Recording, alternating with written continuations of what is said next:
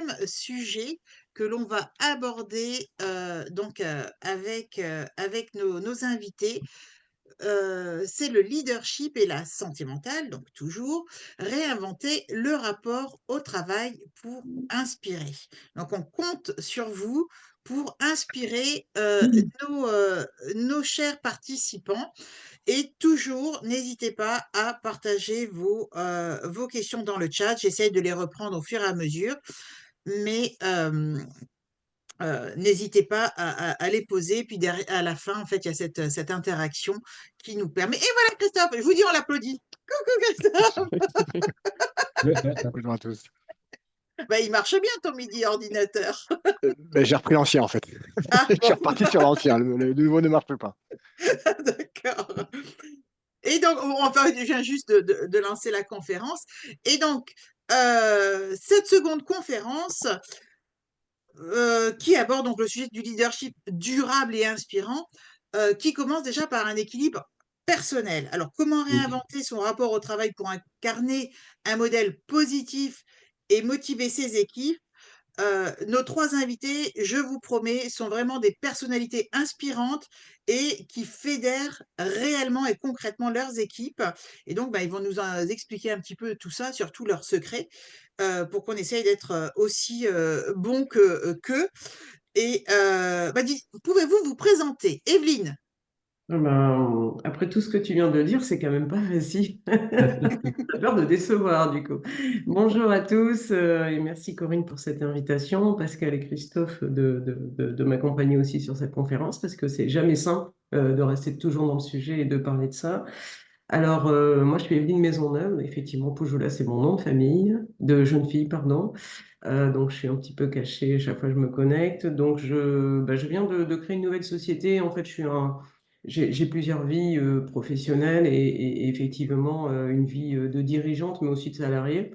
Donc, effectivement, j'ai pu traverser euh, du management et de l'accompagnement de collaborateurs et dans plusieurs vies en tant que telles.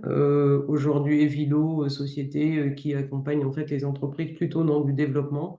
Donc, j'oriente mon activité aujourd'hui dans le développement d'activités à Bordeaux. C'est pour ça que je connais bien Julien et sur la Nouvelle-Aquitaine pour accompagner les entreprises à s'installer et à se développer, puisque il faut des talents partout.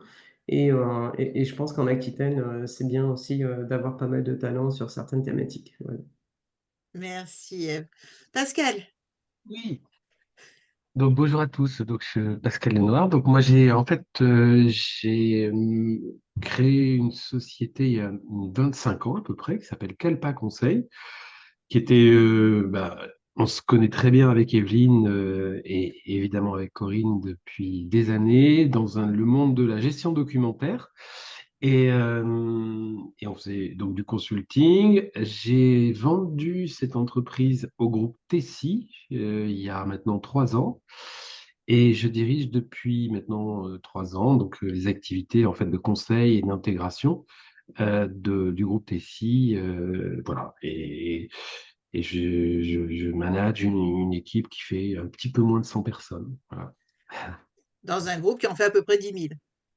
Dans un groupe qui en fait à peu près 10 000. C'est une bonne remarque, Corinne, parce qu'en fait, comment gérer, j'ai envie de dire, une PME dans un groupe qui est pratiquement une très grande entreprise et donc avec des règles différentes. Donc, comment garder mais on y reviendra, cette relation humaine dans un groupe qui est obligé de respecter un certain nombre de règles à la fois de management et puis je dirais de gestion un petit peu industrielle, entre guillemets. Voilà. Merci. Christophe? Et donc Christophe Bourbier, donc moi j'étais le cofondateur d'une société dans le paiement qui s'appelait Limaeti, qui avait été montée sur Paris et avec une couverture géographique, on va dire, européenne, avec beaucoup de clients au niveau européen. On a revendu cette société à notre société singapourienne qui s'appelle Tuns. Et un petit peu comme vous le disiez, Pascal, une société qui, elle, était présente dans une quarantaine de pays avec 400-500 collaborateurs et donc évidemment un rapport à l'humain ou en tout cas à l'organisation un peu différent de ce que pouvait être la société dans laquelle que j'avais fondé là, où une grosse partie des équipes étaient dans les mêmes bureaux sur Paris. Voilà. Eh bien, avançons. Donc, je vais commencer par partager en fait trois grands chiffres. 2024, hein. Donc 72% des collaborateurs en France estiment que leur motivation est directement influencée par le bien-être de leurs dirigeants. C'est quand même intéressant. C'est énorme, 72%. À l'échelle mondiale, les entreprises où les dirigeants incarnent des pratiques de bien-être constatent une hausse de 30% de l'engagement des équipes. Et en France, 55% des salariés jugent que leur manager direct ne montre pas suffisamment l'exemple en matière de gestion du stress et d'équilibre vie pro-vie perso. Est-ce que vous êtes d'accord avec ces chiffres? Qu'est-ce qu'ils vous inspirent? Euh, et en quoi ça lie la santé mentale des dirigeants avec les collaborateurs et surtout leur engagement? Qu'est-ce que vous pouvez, comment réagir par rapport à ces chiffres? Qu'est-ce que, Evelyne? Oui, bah, pourquoi pas. Écoute, moi, quand je vois 72%, ben, je trouve presque que c'est pas assez. Parce que c'est. Voilà. Donc, c'est dommage que ce soit pas plus. Parce qu'effectivement, le bien-être du dirigeant, effectivement, il influence complètement. Enfin, moi, je suis complètement persuadée par ça. Donc, c'est dommage qu'il n'y en ait pas plus. Euh, le 55 sur le fait que les managers ne montrent pas suffisamment l'exemple, c'est compliqué en fait. Donc montrer l'exemple, c'est très compliqué. Donc effectivement, je peux comprendre que peu de gens soient pas satisfaits parce que la gestion du stress, qu'on soit dirigeant, qu'on soit manager, qu'on soit salarié ou opérationnel, je pense qu'on a tous le même problème, c'est compliqué, c'est dur. Donc, effectivement, c'est quand même. Je trouve que par contre, 55%, c'est beaucoup. Voilà. Donc, sur les chiffres, effectivement, c'est bien. Ça permet d'avoir des métriques, mais je suis un petit peu surprise par les proportions et les partages. Enfin, j'aimerais qu'elles soient un petit peu différentes, quoi. Je ne les partage pas forcément. Pas tout je ne donnerais pas ces pourcentages-là si c'était moi. D'accord, d'accord. Pascal, t'es étonné de ces pourcentages ou Non, non, non, c'est vrai que euh, je suis à peu près sûr, surtout dans des entreprises donc de cette taille où où le dirigeant est vraiment incarne, j'ai envie de dire, l'esprit d'équipe, la culture de l'entreprise. Bah oui, au quotidien, ça veut dire quoi? Ça veut dire que on donne le tempo quelque part, on donne une vraie vision et ça m'est arrivé à de nombreuses reprises de ressentir que quand j'étais en forme, il y avait on poussait plus que quand, quand moi aussi j'avais un peu de mal à tirer les autres, voilà, à pousser, voilà. Donc non, non, je pense vraiment que le 72% est probablement en dessous de la réalité. Voilà, c'est ça que je pense, surtout dans des PME et des équipes à taille humaine. Voilà. Christophe, dans tes expériences, du coup, dans toi, quelle est ton opinion par rapport à ces pourcentages, que ce soit dans ton rôle de dirigeant, de leader au sein de Limonétique, mais aussi chez Tunes, avec ce côté multiculturel. Est-ce que tu trouves que ces chiffres sont sensés ou c'est pas ce que tu aurais dit? Alors, je ne sais pas s'ils sont censés. Moi, en tout cas, ils me rassurent ils me rassurent un petit peu dans le sens où, déjà, ça me fait penser à une phrase qu'on connaît tous, aime ton prochain comme toi-même. C'est une phrase intéressante parce qu'en fait, elle ne dit pas qu'il faut aimer les autres avant soi-même. C'est d'abord, il faut beaucoup s'aimer pour après pouvoir aimer les autres. Et finalement, c'est un peu ce que dit ce slide aussi. Et j'aime beaucoup cette phrase, moi, en fait. Euh, Ça, c'est une première chose. Et c'est un peu ce que dit ce chiffre, finalement. Tiens, 70%, il faut d'abord bien s'aimer, bien être avec soi-même pour que après, finalement, ça vienne ça se communique aux autres. Le deuxième élément, c'est que pour avoir vu quelques ambiances, et Pascal, tu as peut-être vécu aussi la même chose quand tu es passé ta société à taille plus petite dans une grosse société, c'est que quand la société grandit, grossit, le lien avec l'autre, quand on est manager ou leader, il est moins facile parce qu'évidemment, il y a plus de monde. Donc, on peut moins passer de temps en direct avec les gens, les écouter, aller prendre un verre, être en réunion avec eux. Et donc, il y a une petite tendance, effectivement, à réorganiser un tout petit peu, peut-être artificiellement, des moments sympathiques, des moments de joie, des moments de connexion et autres, et de façon organisée. C'est pas évident de faire autrement. Organisé parce que là, effectivement, quand tu es 10 000, je pense à la société dont tu parles, Pascal, 10 000, pour que les gens s'entendent bien et vivent bien, bah, va falloir que les HR s'occupent de tout ça et mettent en place des événements. Mais on sent qu'il y a déjà une différence entre mettre en place, organiser, structurer des événements de bien-être et puis vivre très simplement et de façon très, j'allais dire, naturelle, des moments de bien-être quand on a un lien direct entre son patron et puis ses équipes. Mm. Mais bon, je ne sais pas quelle est la baguette magique pour garder ce lien très naturel quand la société grossit et devient très importante. Non, c'est Et pas puis ça. entrevoir son manager au quotidien, le croiser au quotidien, ou bah, dans le cadre de l'international et même dans une structure de 10 000, tu le vois pas au quotidien ou éventuellement tu le vois en visioconférence, ça doit pas, enfin, ça Mais facilite c'est pas pas non pareil. plus. Voilà, Ah, c'est pas c'est pas pareil. pareil. Alors, comment le bien-être mental des dirigeants, d'après vous, influence la culture et la performance? Comment, de manière concrète, comment ça influence la performance de l'organisation? Bip! Non, non, non, mais on attend de voir s'il y en a un qui prend la parole. D'accord. Euh, Moi, je pense que moi, je pense si tu es un manager heureux, il a des équipes heureuses. Donc, et une équipe heureuse, c'est une équipe performante. En fait, globalement, quand tu es aligné avec tes valeurs, quand tu montres l'exemple, quand tu amènes une dynamique tout à l'heure, parce qu'elle le disait, quand je suis motivé, quand je suis en forme, eh ben, ça va mieux, ça pousse davantage, etc. Et c'est vrai qu'on le ressent ça beaucoup dans les petites entreprises. Moi, j'ai une entreprise, on est monté jusqu'à à peu près 25 personnes. Bah, les gens, ils travaillent pour toi. Et c'est toi qui amène, c'est toi qui pousse, c'est toi qui insuffle en fait l'énergie. Et quelque part, en fait, les dirigeants, ils sont porteurs de l'énergie qui communiquent à leurs collaborateurs. Et à côté de ça, les collaborateurs, bah, ils sont motivés, ils t'accompagnent, ils travaillent, ils le font pour toi aussi.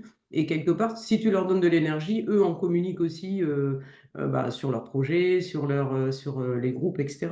Donc, les managers qui sont alignés, qui ont une stratégie, qui ont un certain bien-être et des valeurs, pour moi, insufflent forcément en fait une dynamique, une performance et une adhésion en fait des collaborateurs. Mm. Ouais. Moi, je pense qu'il y a, on retrouve finalement dans l'entreprise, enfin le rapport, je pense que les gens ont, j'ai peut-être un peu te paraphraser, mais je pense qu'on retrouve dans l'entreprise un rapport aux choses qui sont les mêmes que dans la vie. Je m'explique, c'est que finalement, qui que ce soit, la vie, c'est quoi? C'est certes des beaux projets, Mm. donc des belles entreprises, enfin des belles ambitions d'entreprise, mais c'est aussi du lien, des amis, de l'amour, une famille, des enfants. Et tout ça, et aussi une belle santé. Dans la vie, c'est important d'avoir une belle santé, de faire du sport, etc., etc. Et donc, ça, c'est la vie. Une vie équilibrée, c'est un mélange de tout ce que je viens de dire. J'ai dû oublier quelques, peut-être, dimensions. Ça, c'est la vie. Et une vie bien réalisée, je crois que c'est ça. Eh bien, avoir et amener ce même équilibre au niveau du travail, pour moi, c'est fondamental. Et c'est encore plus fondamental de même pas s'en rendre compte qu'on a cet équilibre au niveau du travail et donc encore bah, de faire les choses assez naturellement. Mais donc pour moi, être capable de ramener un bel équilibre de vie dans une entreprise avec tout ce qu'on vient de se dire, du sport, du fun, du sérieux, des beaux projets, de l'ambition, des vrais liens, un peu d'amour. Allez, on y va. Mm. Au milieu de tout ça, et ben, et c'est clé, c'est ça qui va faire que les gens, ben, s'ils sont bien dans leur vie, ils seront bien aussi au niveau du boulot. Finalement, c'est très simple. Ouais. C'est Moi, simple, Pascal. ouais, en fait, c'est simple et en même temps, comment dire, surtout quand on est en entrepreneur, qu'on a créé, comme je vous le disais, son entreprise, on y a amené, on y met tout son cœur, on y met sa personnalité, sa culture, son histoire. Et en même temps, il faut accepter les autres. Ça, c'est très important aussi. C'est de savoir que, bah, ok, on incarne l'entreprise, mais en même temps, les collabs, l'équipe, on va créer une culture auquel on contribue fortement, mais en même temps, il faut écouter, il faut accepter de créer, c'est comme dans une famille, hein, ce que disait Christophe, avec en plus une famille, bah, quand on est 10, 20, 100, voire plus, et ben cette culture, c'est pas forcé, c'est pas que vous, c'est pas que la vôtre. Donc il faut être aussi très ouvert. Ça, ce point-là d'être à l'écoute des autres, d'être en capacité d'intégrer, de créer quelque chose qui vous dépasse. Ça, je trouve ça, c'est une des choses qui me pousse, quoi, qui me pousse tous les jours. Hmm. Mais pour ajouter, Pascal, c'est vrai qu'il faut de l'empathie, il faut écouter, il faut discuter, etc. Mais il faut pas oublier, enfin, être ferme, ça va aussi avec. Ça Ouais. n'empêche pas C'est pas d'avoir des facile. principes directifs, entre guillemets, hein, clairs, une stratégie, et d'être ferme sur les positions qu'on a par rapport à des choses. Donc, c'est vraiment deux choses différentes. On mène la barque, bah, de toute façon, on est tous dans le même bateau, on rame tous dans le même sens, on leur dit qu'il faut avancer de cette façon. Mais pour autant, effectivement, il y a beaucoup d'empathie, d'échanges. Et tout à l'heure, quand je parlais Tu as d'énergie, raison. je pense. Le point du cadre, c'est-à-dire que, et de plus en plus, alors c'est peut-être avec l'âge, mais je trouve qu'on a un peu comme avec, avec les enfants ou avec les. Il faut mettre un cadre. Oui, il faut Voilà, mettre. j'ai envie de dire, le reste il y a un certain nombre de choses qui ne nous appartiennent pas, qui vont nous dépasser. Mais par contre, il faut mettre un cadre. Tu as raison. Je pourrais donner des exemples de ça, où bah, en fait les gens attendent quand même que tu leur dises voilà voilà le terrain de jeu, voilà ce qui est permis, voilà ce qui ne l'est pas Oui, dans le cadre de c'est l'entreprise. structurant. C'est C'est structurant. structurant. Exactement. On a un rôle Structurant. pour structurer les choses. Ouais. Tout à fait. Hmm. Alors, quelle pratique ou habitude, je dirais simple, un manager peut adopter ou peut mettre en place pour atteindre cet équilibre finalement assez précaire entre la vie privée et la vie professionnelle. Alors moi, je vous connais tous les trois personnellement, donc Christophe, en tout cas, à l'époque, c'était le sport, les challenges sportifs, le running, en fait. Excusez-moi, donc maintenant tout le monde sait que j'ai un chien, si vous l'avez. Il s'appelle Hooper. Voilà. Donc, Christophe, donc pour moi, ce qui te permet d'avoir cet équilibre, c'est justement cette dépense, cette activité physique qui va aussi permettre de te décharger, de décharger le stress et un équilibre avec le côté familial dont tu as déjà parlé. Et Evelyne, toi, c'est vraiment très, très axé autour de la famille. Pascal, tu as bien sûr la famille, donc on voit tous les trois la famille, mais aussi ce rapport à la nature. Mm. Est-ce que je me trompe? Et surtout, finalement, quel est votre secret, quoi? Christophe, j'ai Ouais, faux, j'ai pas oui, faux? non, non, non, T'as non, changé? non, non, j'ai pas, j'ai pas changé, non. J'ai pas changé. C'est vrai que dans mon cas, sur la partie perso, le sport et puis du temps de qualité en famille, c'est clé. Euh, je me suis rendu compte quand même que, en ayant intégré une société de taille plus importante, plus internationale, plus organisée aussi peut-être, j'ai trouvé ça très dur de réussir à garder finalement cet équilibre. Parce que là, on dit, tiens, c'est bien d'être équilibré, parce en plus d'être équilibré soi-même, Mm. on va aider les autres à s'équilibrer, et puis ça va peut-être les faire plus travailler. Donc, c'est bien pour soi, mais ça a l'air d'être même bien pour l'organisation et pour l'efficacité de l'organisation. Mais au final, moi, j'ai trouvé ça donc très dur dans la société qui nous a rachetés, de pouvoir garder cet équilibre parce que travailler un peu partout dans le monde, il faut se lever tôt, il faut se coucher tard, il faut aller voir les gens, donc ça fait beaucoup voyager. On fait des événements qui ne sont pas seulement en Europe, on fait des événements qui sont un peu partout dans le monde. Les réunions ne sont pas seulement à Paris, elles sont un peu partout dans le monde et autres. Ça prend énormément d'énergie, énormément de temps. Très focus évidemment sur le résultat, comme toutes les sociétés, mais peut-être encore plus dans cette société qui nous a rachetés. Et donc, je me suis rendu compte après coup, pas sur le moment, que j'avais un Mhm. peu perdu cet équilibre-là dont je parlais, où je dis, tiens, c'est finalement très simple avec un petit sourire, parce que évidemment, ce n'est pas simple. Ce n'est pas simple du tout. Pour moi, limite, c'est un vrai combat que de garder cet équilibre qui, donc, comme on est en train de le dire, je répète ce qu'on a dit, hein, être équilibré soi-même, ça va aider peut-être les autres à être équilibrés. Donc, pour répondre à ta question, Corinne, j'ai été un peu long. Oui, moi, c'est toujours ça qui m'anime à l'extérieur, qui m'équilibre, et j'espère que je ramène cette énergie à l'intérieur de l'entreprise avec moi quand je rentre. Je trouve ça très, très, très, très dur à conserver sur du long terme. Ouais. Pour ma part, Pascal? ouais, pour ma part, il y a deux choses en fait qui me permettent d'équilibrer. D'abord, c'est au-delà de la famille, c'est les amis. C'est-à-dire que vraiment, je sais pas, bon, je suis parisien, donc les Parisiens, c'est pas les brasseries et autres, mais je sais pas, je dois au moins la moitié du temps le soir retrouver des amis, ou aller au théâtre, ou aller voir, je vous dis, et partager, parler d'autres choses, voir autre chose.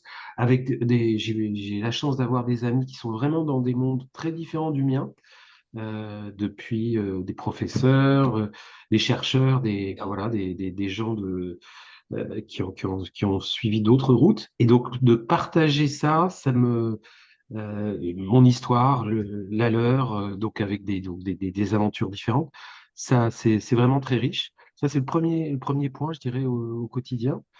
Et le deuxième, en fait, et surtout l'hiver. Et pour les Parisiens, on le sait bien, quand il pleut pas, il neige. On va dire ça comme ça. Mais c'est vrai c'est vraiment Paris depuis plusieurs années. Il fait vraiment gris et je pars très souvent.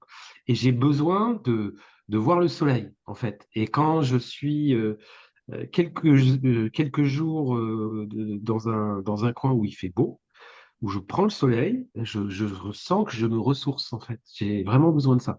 Voilà. Je sais pas si c'est des secrets, mais en tout cas, c'est mes trucs et astuces, on va dire, qui m'apportent quelque chose.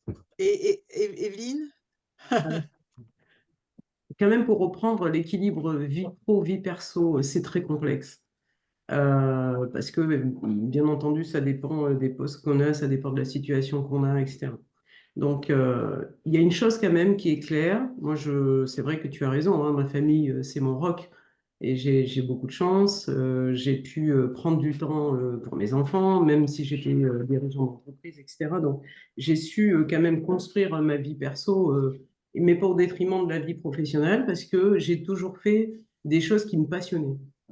Et l'équilibre, il est aussi, il tient aussi à ça, en fait. Quand tu fais des choses avec passion, je pense que tu arrives plus facilement à trouver un équilibre. Là où il y a aussi un travers quand même dans la vie professionnelle, c'est que parfois il faut se foutre un peu la paix, si je peux exprimer ainsi, et s'autoriser à dire non à des choses, parce qu'on s'autorise dans sa vie perso à dire non, mais dans la vie professionnelle, on se l'autorise beaucoup moins. Et Mm. je pense que quand même, il faut, alors effectivement, tu as raison Pascal de souligner, c'est peut-être l'âge, je pense qu'avec le temps, on apprend plus à faire Mm. ça. Mais Mm. à un moment donné, il faut savoir se fiche la paix et se dire, là, tu as le droit de dire non et revenir à tes priorités. Donc, l'équilibre, je ne sais pas s'il y a un secret. Ce qui est sûr, c'est que c'est à chacun, en fait, de se donner des limites de chaque côté et ne pas oublier qu'on peut se donner des limites dans sa vie professionnelle. En Ouais. fait, on se, on pense toujours qu'on se donne des exigences, toujours bien au-delà parfois. Alors, moi, je parle de ma vie plutôt de salarié, parce que quand on est chef d'entreprise, eh ben, on a des exigences et puis il faut qu'on y aille. Mais Mm.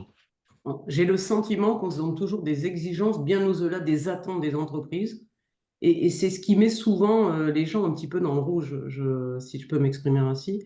Voilà, donc l'équilibre, le secret, Je sais pas, moi, mon secret, c'est de faire les choses que j'aime, d'être authentique, de faire en sorte que je côtoie des gens qui m'aiment pour ce que je suis, ce que j'apporte, pour qui je suis. Et puis, si je plais pas, tant pis, hein. Mm. Voilà. Mais je Donc, pense, Ève, que ce que tu dis là, c'est que, en fait, la clé de l'équilibre personnel, il est propre à chacun, finalement. Là, c'est oui. plus la famille, c'est plus le sport, là, c'est plus peut-être que le boulot et autres. Donc, tout ça, c'est très propre à chacun. Mais finalement, si on revient sur le leader, je crois que ce qui va donc être important, c'est que dans les clés, c'est que le leader, lui, puisse montrer, et je vais reprendre tes mots, Ève, qu'il puisse montrer qu'il se donne le droit de ne pas tout donner pour l'entreprise ou pour son boulot, Mm. même si c'est sa propre entreprise. Que oui, il Oui. se permet de, même s'il est un peu workaholic comme je peux être, de ne pas répondre le week-end. Oui, il se permet de prendre ses semaines de vacances parce qu'il pense que c'est important de prendre ses semaines de vacances ou d'aller en soirée et donc de ne plus répondre aux mails avec ses copains ou au théâtre, Pascal, et donc de ne plus répondre à ses mails à ce moment-là. Et montrer ça, dans son entreprise en tant que leader, c'est permettre aussi aux autres, finalement, c'est leur donner l'autorisation de faire pareil, j'allais dire, et donc aussi de ramener de l'équilibre dans leur propre vie. J'ai connu des gens, soit qui étaient complètement, donc pas équilibrés, mais donc s'ils ne sont pas équilibrés, on l'a déjà dit avant, ils ramènent ce déséquilibre dans l'entreprise. Mais j'ai connu aussi des gens qui avaient quand même quelque chose d'un peu équilibré, mais qui s'en défendaient un peu, qui le cachaient, qui ne voulaient pas le montrer, qui étaient toujours en train d'essayer de ne pas se faire voir qu'ils étaient en week-end ou en vacances ou aussi en sein. Et bien ça ne marche pas. Ça ne marche pas parce que on perd un peu cette honnêteté dont tu parles, je crois. On perd cette honnêteté avec les autres. Donc pour moi, la clé, c'est pas ce qu'on fait personnellement, ça c'est propre à chacun, c'est de ramener en fait cet équilibre et de l'assumer et de permettre aux autres de le vivre également.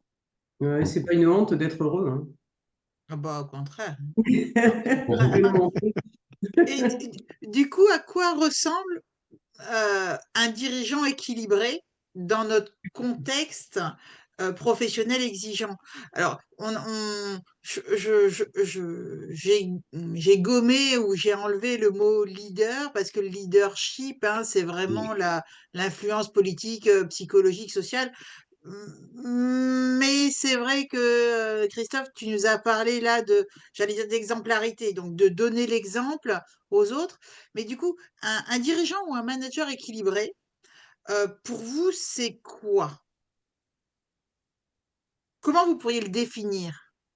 Alors, si je peux me permettre, moi je dirais c'est un dirigeant qui est capable de concilier finalement une vision stratégique et un bien-être personnel, si je le prends comme ça.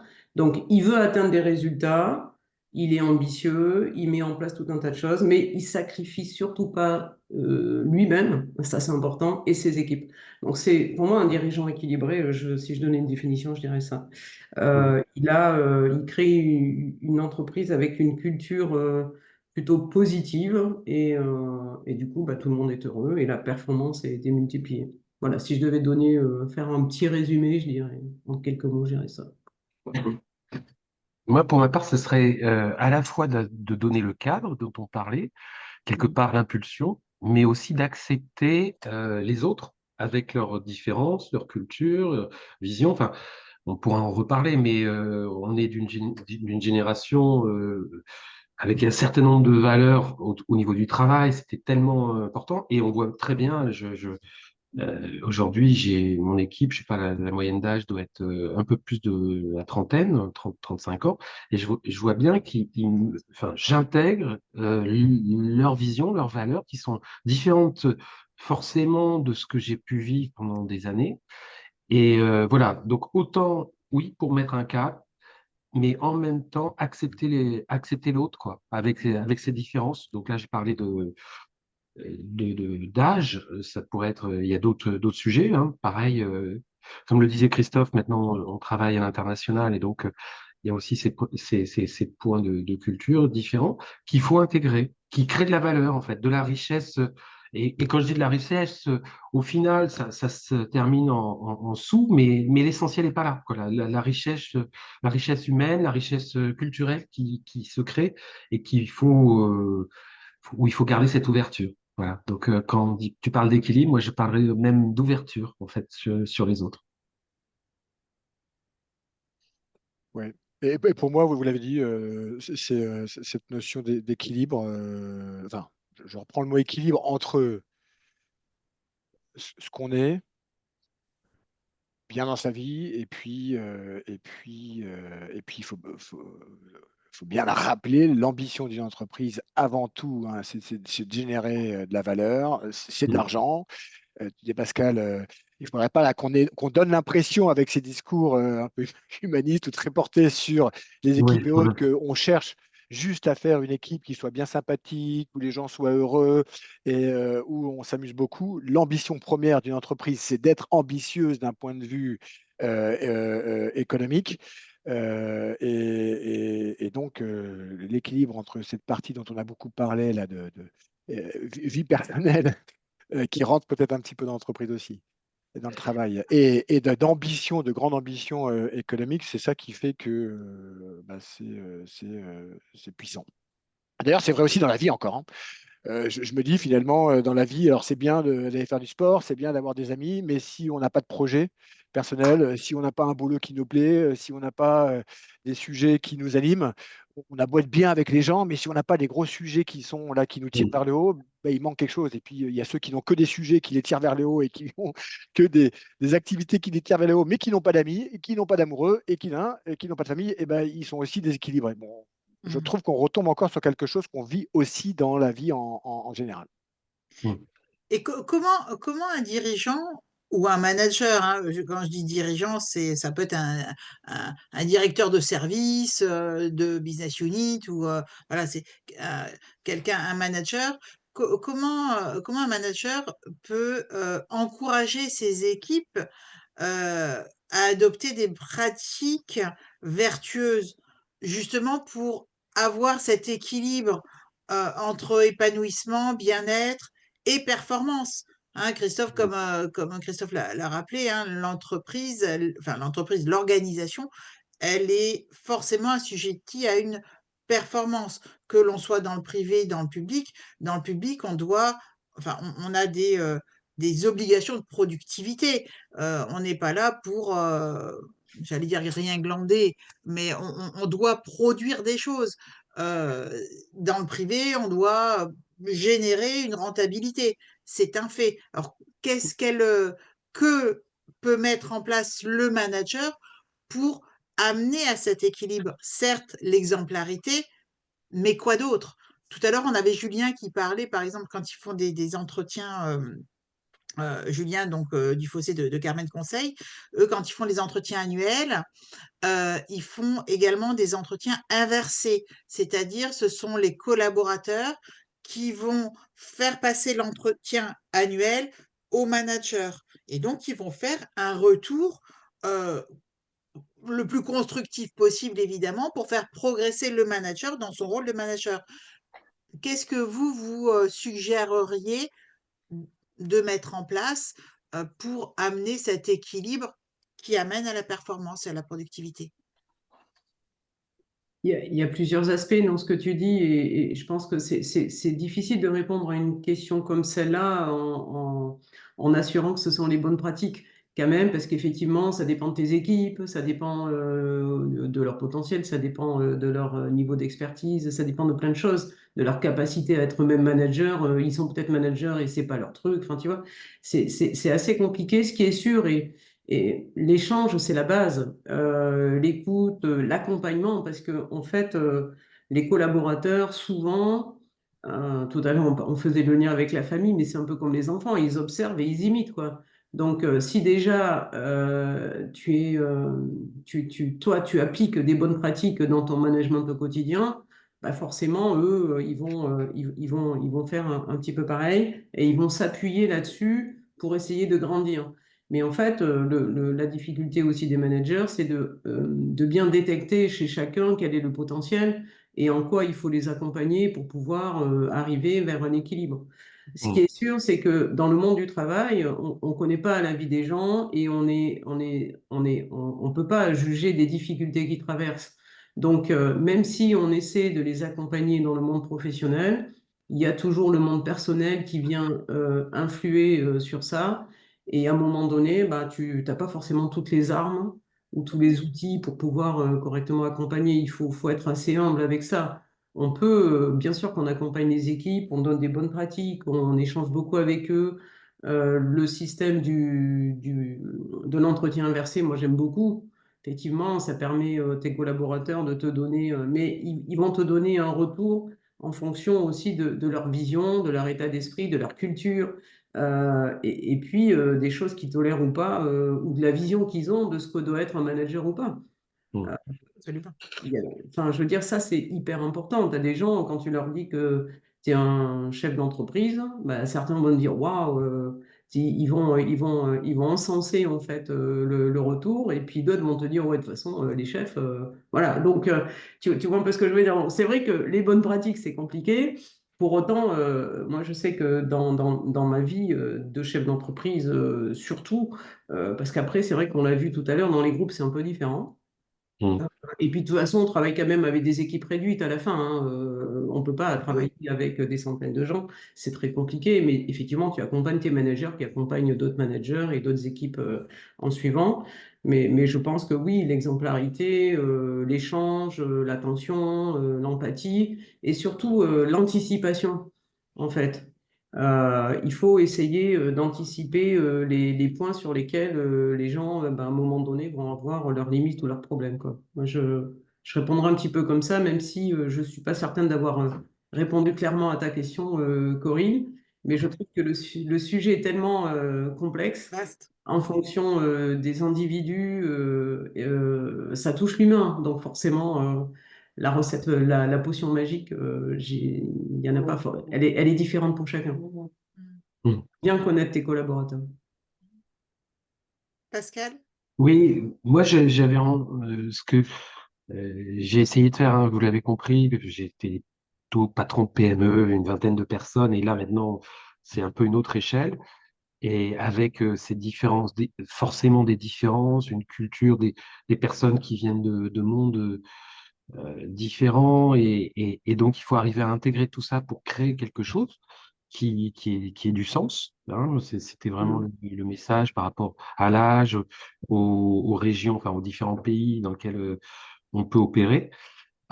Et un des éléments, moi, qui me paraît très important, c'est objectiver les choses. C'est-à-dire que on est tous en train de dire, bah oui, là ça va pas.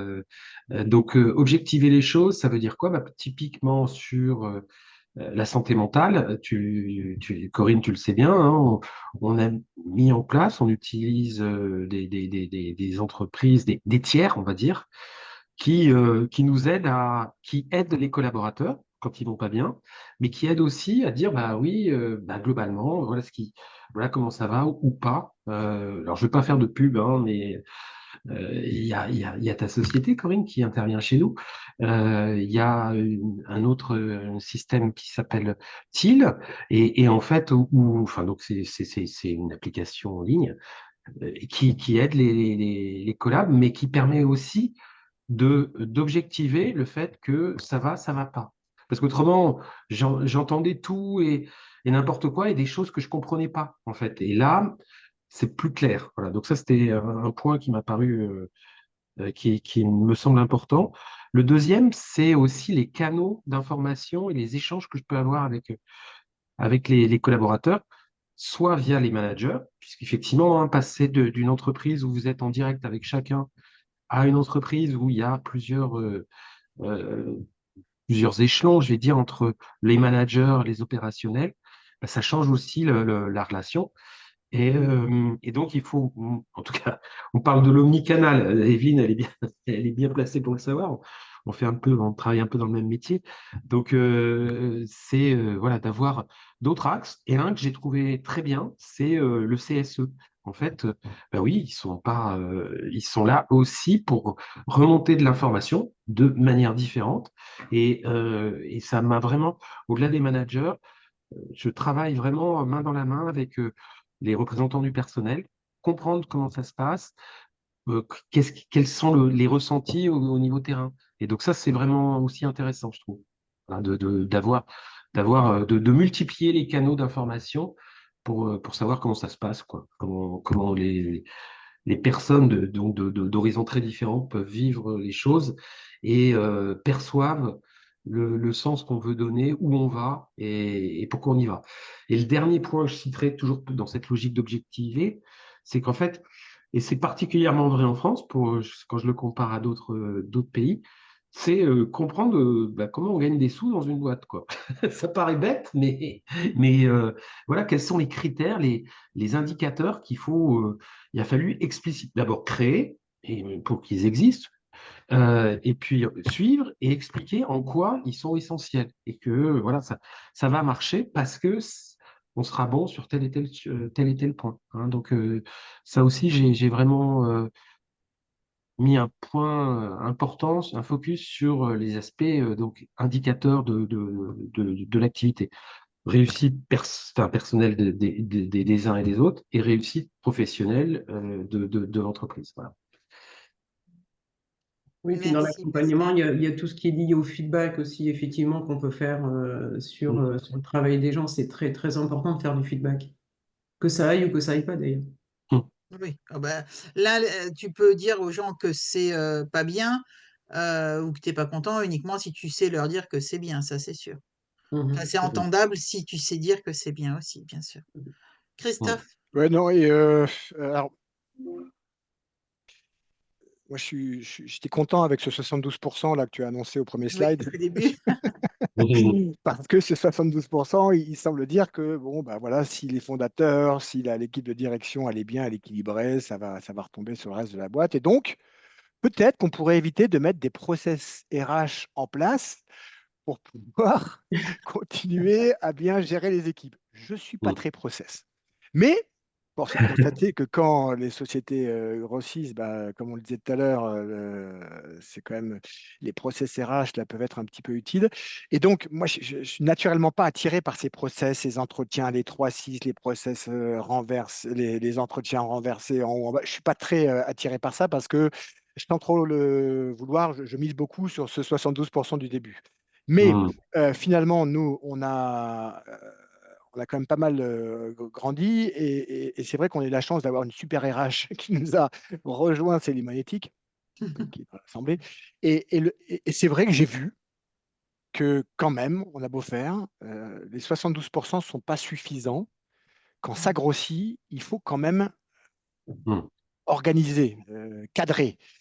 Structuré. Et en fait, le truc moi qui m'a beaucoup plu, au-delà de ces process, de ces entretiens, et comme tu disais Pascal, de ces canaux là, de diversifier les canaux pour recevoir de l'information et du feedback, moi ce dont je me suis rendu compte, c'est que les entretiens, moi qui m'ont toujours pris un peu d'énergie et où je me suis toujours dit, mince, putain, encore les entretiens au bout de 6 mois, 12 mois. Et je dois bien avouer que ça pousse quand même à passer du temps de qualité avec ses équipes, Mm. si on les fait bien, si on les fait bien, hein. Mm. Donc Mm. passer du temps de qualité avec ses équipes, et ça, j'ai trouvé ça bien. De devoir de s'imposer encore, parce que sinon on se fait toujours trop rapidement prendre par le day-to-day, de s'imposer à passer du temps de qualité où on se dit les choses, où on est honnête, où on est fair, si ça va pas, on le dit, si ça va bien, on le dit, avec ses équipes proches. Moi, ces process RH, les outils RH divers et variés, au final, je dois bien avouer que je les aime bien parce que ils poussent encore à créer du lien à des moments où peut-être qu'on pourrait oublier de le faire parce que pris par Mm. les objectifs, les résultats des fins de trimestre, le reporting, etc., etc. Enfin, la vie, quoi. Mm. Avec Oui, puis cette notion ça de permet de notion- recadrer aussi, hein, ça permet de recadrer quand D'être c'est honnête, de nécessaire, prendre du temps pour être honnête avec c'est ça. ce qui va et ce qui ne va pas. à la fois, et j'ajouterais, Christophe, hein, c'est un peu c'est process et équité aussi. Oui, équité, oui, Voilà, honnêteté, c'est-à-dire équité, oui, il oui, faut que oui. les personnes aient conscience qu'on leur dit, voilà, on s'appuie sur des faits, pas uniquement, c'est pas, comment dire, voilà, Du ressenti. le ressenti, et donc, et quelque part, l'équité et puis le sens. Voilà, les deux mots que j'aimerais bien dire par rapport à ça qui permettent de faire que les gens adhèrent. Ils sentent que tu leur dis voilà, c'est factuel. Et l'autre, tu leur donnes la vision. Parce que, oublions pas, alors nous, en plus, on est dans le service. Donc, les clients, évidemment, je les vois régulièrement.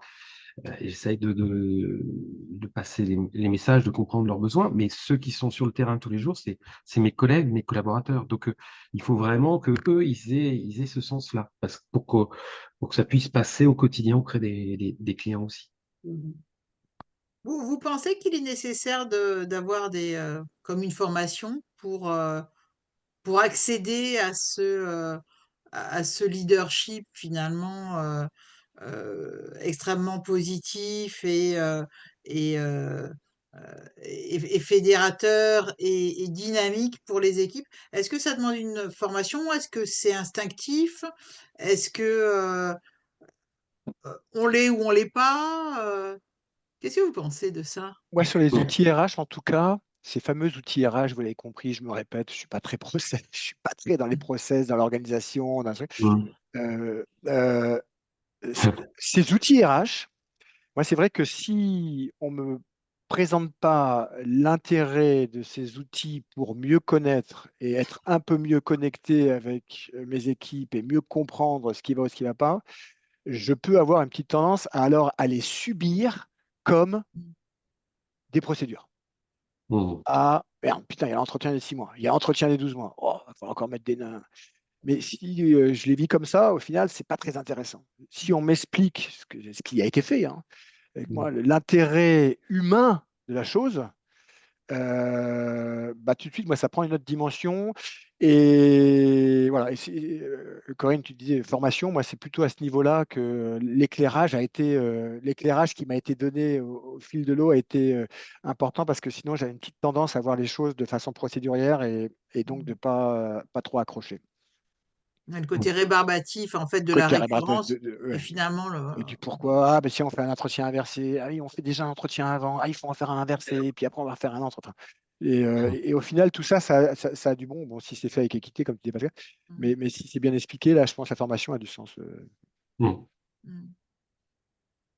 Pascal, tu veux rebondir? Ouais, pour ma part, c'est une fois de plus, hein, c'est comme tous les, c'est la clé, le management, être inspirant, être en capacité d'entraîner les autres.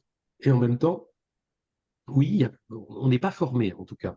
Tu vois, on l'apprend sur le terrain. Un peu, on dit souvent, hein, en tant que le métier de parent, on l'apprend, on n'a pas de formation. Et pourtant, voilà, c'est sûrement une des choses les plus importantes qu'on ait à faire dans notre vie. Ben, en tant que manager, c'est un peu pareil. C'est-à-dire que moi qui ai fait une école d'ingénieur il y a maintenant quelques années, pas dire quelques dizaines, j'avais, je sais pas, des cours de management, j'en ai pas eu, ou presque pas.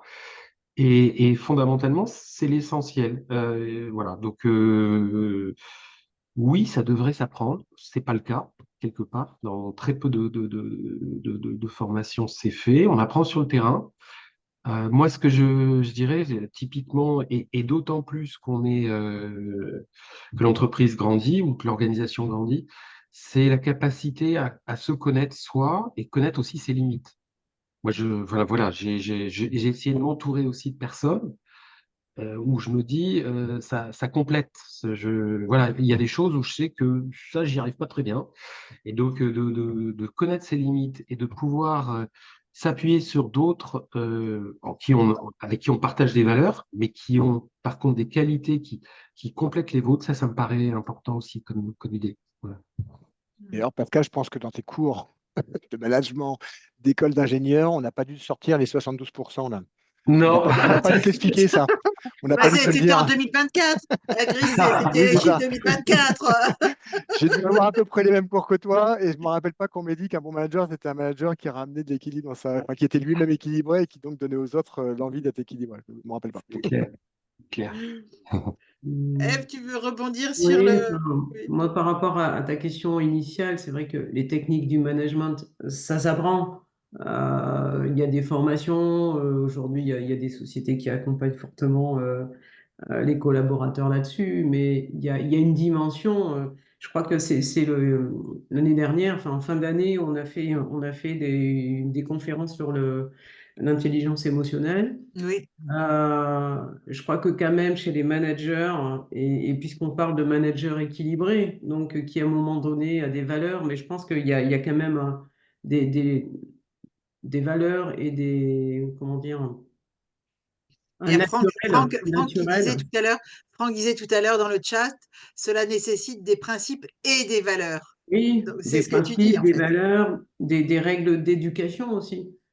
Si on t'a pas appris à respecter les autres, je veux dire, tu peux être manager, mais voilà, il va te manquer des choses. Donc, oui, la formation, mais quelque part, je dirais, avec le bémol où bah, l'humain est ton. Je suis désolée, je trouve pas le mot. J'arrive pas à trouver le mot, mais ta nature, en fait, ta nature, elle va influencer complètement ta façon de manager. Et je pense que dans le management, on a tous à peu près eu les mêmes formations. J'ai dû faire à peu près les mêmes époques que vous en termes de formation, mais on a tous eu les mêmes formations, les mêmes fondements, les mêmes cours qui ont été à peu près dispensés. Je ne sais pas si aujourd'hui les cours ont changé, mais on apprend un petit peu plus l'empathie, je pense, dans les cours de management. On apprenait moins à mon époque, toujours.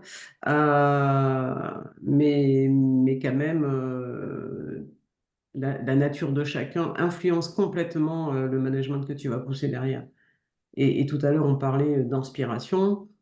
Et c'est vrai que quelqu'un qui connaît son métier et qui en plus a de belles valeurs humaines, bah, je pense que ça peut faire un bon manager. Ouais. Hmm. En tout cas, merci beaucoup. Merci d'avoir partagé en fait toutes vos convictions avec nous, avec les participants. Je le répète, vous aurez accès au replay, je pense là en fin de semaine prochaine. Donc les replays seront disponibles à la fois sur LinkedIn et à la fois donc sur notre chaîne YouTube. Et on vous enverra, je pense, dans l'après-midi, au plus tard lundi, le PowerPoint avec l'intégralité de nos intervenants et les liens vers leur profil LinkedIn. Donc si vous avez des questions à leur poser, si vous voulez entrer en contact avec eux pour en savoir plus sur leurs activités ou que sais-je, n'hésitez surtout pas. Je regarde s'il y a des questions, mais je Alors, n'en ai pas vu. Il y a des formations en management, des outils de Hmm. connaissance de soi. Donc, c'est Céline qui nous dit ça. Une grosse offre de formation sur le marché, c'est bien vrai. Et on sait que cela aide pour la santé mentale, en effet. Voilà. Ah oui, est-ce qu'il y a des formats ou des modalités qui vous ont semblé plus pertinentes ou plus efficaces pour faire tilt? Donc c'est Céline qui vous pose cette question, messieurs, dames. Des modalités, quoi, des outils, non, ouais, je ne comprends pas la question, moi, en fait. Alors, Des formats de formation, pardonnez-moi, mais Oui, Céline, si je vous... prends juste la parole pour vous éclairer Parfait. rapidement. Pardon. Oui, c'était pour dire, il y a plein de formats de formation, la demi-journée, on a entendu parler des conférences, 2 jours, les séminaires, etc. Et souvent, les managers, ils n'ont pas le temps, ils ne voient pas l'intérêt au début. Enfin, c'est quelque chose quand même compliqué Hmm. à faire adhérer. En général, ils repartent contents, mais le déclencheur. Et donc, je voulais savoir si, de votre expérience, il y avait des formats qui étaient plus adaptés pour vous, pour vos équipes, qui vous ont plus, euh, voilà, été pertinent. ouais. Alors moi, je veux bien répondre sur un point en termes de format. Moi, je pense que là, effectivement, vous avez raison, les managers, c'est compliqué de libérer du temps pour les accompagner, pour les former, etc.